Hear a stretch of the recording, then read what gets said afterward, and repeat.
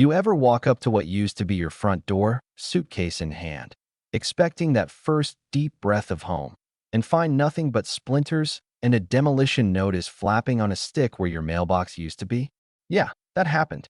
3 weeks away on business and my entire world, 34 years of memories with Amanda, my late wife, just gone. Rubble, dust, and a smug HOA president named Barbara Wilson standing there in a pressed suit, dripping sympathy like cold gravy over dry turkey. She actually said, perhaps elderly residents should read their mail more carefully. I mean, you gotta laugh, right? That fake concern barely covered her satisfaction. She thought she'd just steamrolled some forgetful retiree. What she didn't realize, her first big mistake, was who she was messing with. But I'm getting ahead of myself. Let me back up a sec. I'd been out in Austin, consulting for a cybersecurity outfit, just a normal gig, and I come home expecting to kick back on my porch, listen to the loons, maybe pour a glass of bourbon. Instead, I round the corner and nearly drop my keys. My cabin's gone. I'm standing there, slack-jawed, staring at 15 years of Sunday mornings with Amanda reduced to a pile of snapped timber. The mug I'd bought on our anniversary slips from my hand, shatters on the driveway. I felt like I'd been hit by a train, not just because of the house, but because that was Amanda's rose garden buried under tire tracks. That was the workshop where we built our daughter's first dollhouse, turned into landfill. Then Betty Thompson, my neighbor, comes running over, tears on her face. "Jeffrey, I'm so sorry," she's saying. She's rambling about official-looking county crews, uniforms, clipboards, everything by the book. "They said your property was abandoned, that you'd been notified months ago. I mean, sure, there'd been a notice for $18,000 in HOA fees, but I tossed that. Looked like spam. Yeah, big mistake." Betty's never been one to exaggerate, and the way she describes it, this demolition wasn't some back-alley job. It was staged, rehearsed. That's when Barbara shows up, steps out of her black SUV with her clipboard, and that concerned neighbor act. 25 years in federal law enforcement, and I can smell a performance a mile away. Perhaps elderly residents should manage their correspondence more carefully.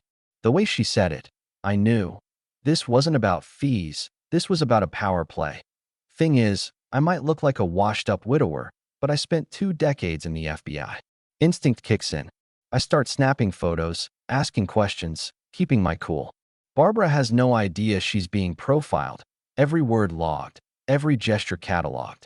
I'm playing dumb, but inside, I'm documenting a crime scene. Betty fills in more. The crew didn't just demo my place. They took everything. Furniture, Amanda's china, even my fishing rods. That's not standard demo protocol. That's theft disguised as bureaucracy. Frank Morrison, the Vietnam vet 3 houses down, backs it up. That woman's been circling the neighborhood, taking notes. Something stinks. Frank's no fool. He can sense a predator.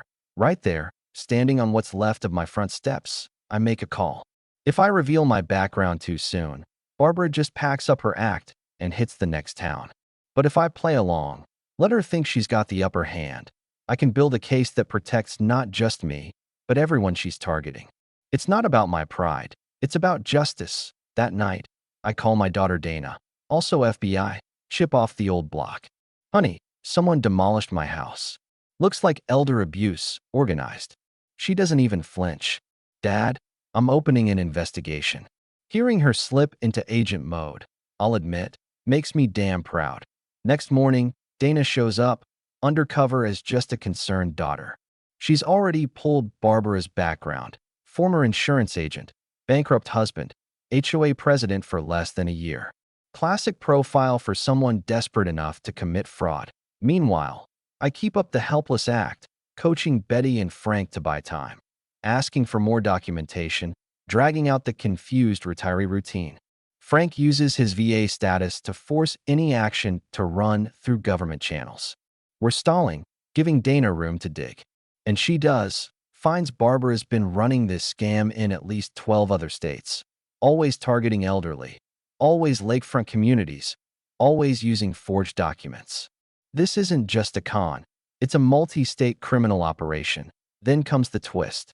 We catch Barbara on a neighbor's doorbell camera, directing the demolition crew, talking about cleaning up the neighborhood, and pointing out valuables to be loaded onto trucks. Cold, calculated, and all on tape. Dana starts freezing bank accounts. Rick Santos, the developer, gets audited. Permits evaporate. Every move they make is suddenly blocked by coincidental federal red tape. But Barbara doesn't back down. She escalates. Shows up at Betty's. Tries to force entry with some goons, waving forged inspection warrants. That's when I step in. Just enough authority to make them blink, but not enough to blow my cover. Barbara's furious. Stay out of HOA business, or you'll end up worse than your house. Her crew starts dropping hints. They know about my FBI past, my family, details that should be classified. It gets worse. They know everything about Betty's pension, Frank's military records, even Dana's FBI credentials.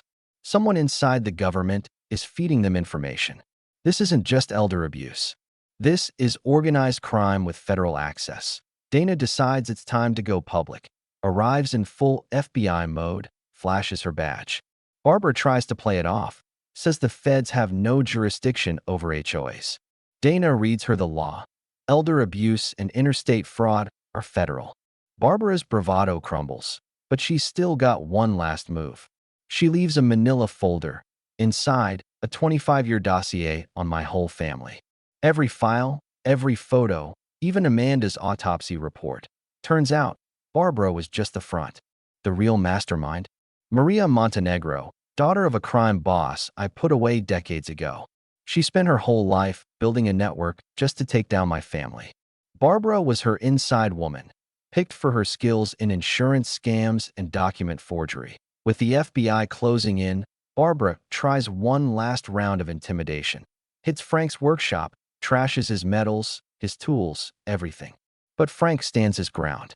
Lady, I survived Vietnam. Your games don't scare me. The neighborhood bands together. Phones out, calls made. Nobody's hiding. The FBI, IRS, even the local PD show up. Dana, Ryan, my son, forensic accountant, and I reveal ourselves, federal badges and all. We arrest Barbara, Rick, and every last member of the crew. But before the cuffs click, Barbara laughs. I'm just the bait. Maria wanted you to reveal yourselves. Chills, man. Pure chills. So here we are, Barbara and her crew behind bars. Our community safer, but Maria Montenegro's still out there. 25 years holding a grudge, and we just played right into her hands. My rebuilt cabin's a little sturdier, my morning coffee a little sweeter, but I can't shake the feeling that somewhere, Maria's just getting started. Ever had someone hold a grudge so long you almost forgot what started it? Yeah, tell me your stories. Tell me how you fought back. And if you've ever seen an HOA president with a clipboard and a fake smile, well, keep your eyes open. And remember, federal agents never really retire. If you got something to say about justice, revenge, or standing up to bullies, drop it in the comments. Let's talk about what's right, what's wrong, and how communities really protect their own.